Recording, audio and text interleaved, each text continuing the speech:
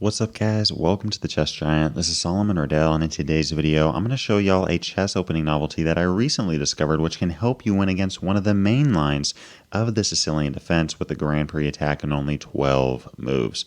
The Grand Prix itself starts off with white playing e4 and then against the Sicilian not going into the main line of knight f3 and then breaking through the center of the board with d4, but instead playing knight c3, really trying to control the light squares of d5 and e4, and the very next move we're going to continue with f4 and try to get a king side attack.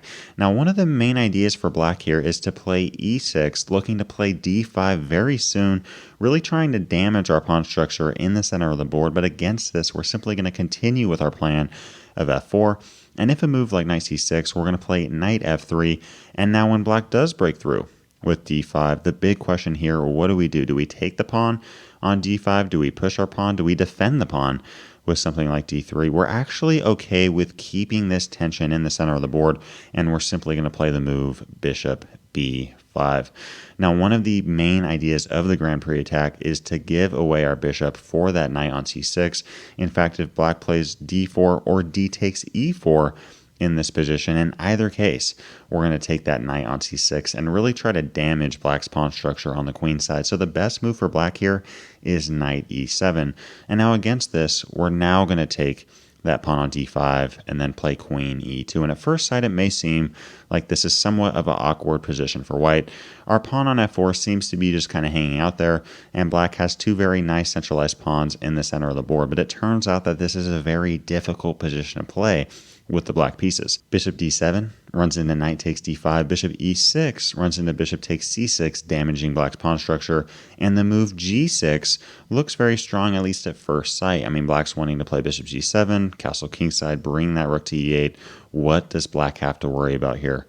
Well, black has to worry about the move queen e5 coming out of nowhere. Notice how this knight can't take the queen because it's pinned to the king on e8. And what we're really doing here is forcing that rook to move over to g8.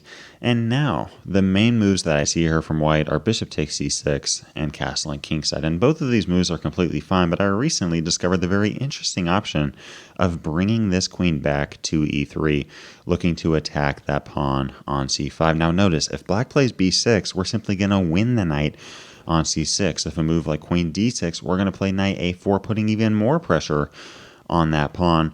But the big question here is, why can't black just play the move d4? I mean, queen e3 does look absolutely terrible.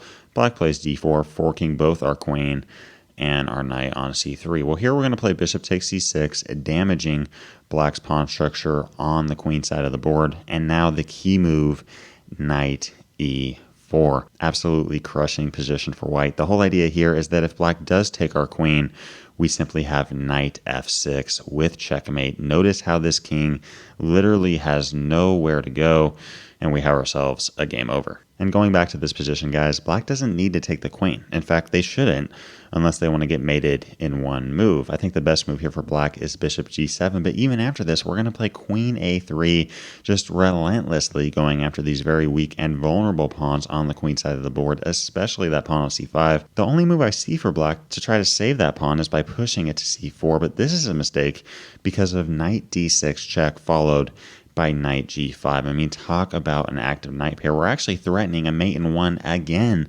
with knight takes h7 checkmate, game over. So the best move here for black is bishop f6, but this is simply losing for black as we can now play knight takes h7, take that bishop on f6. We can now play queen c5, looking to checkmate the king in one move. And notice here, if black runs away, we're simply about to go up two pawns, and white is crushing this position. Thanks for watching today's video. If you'd like to learn the theory behind the Grand Prix attack as a whole, click the video to the left. If you'd like to learn the top 7 chess opening traps of the Stafford Gambit, click the video to the right. Leave a comment below to let me know what other videos you'd like to see covered on this channel. And as always, I appreciate you guys. Thanks for watching. Peace.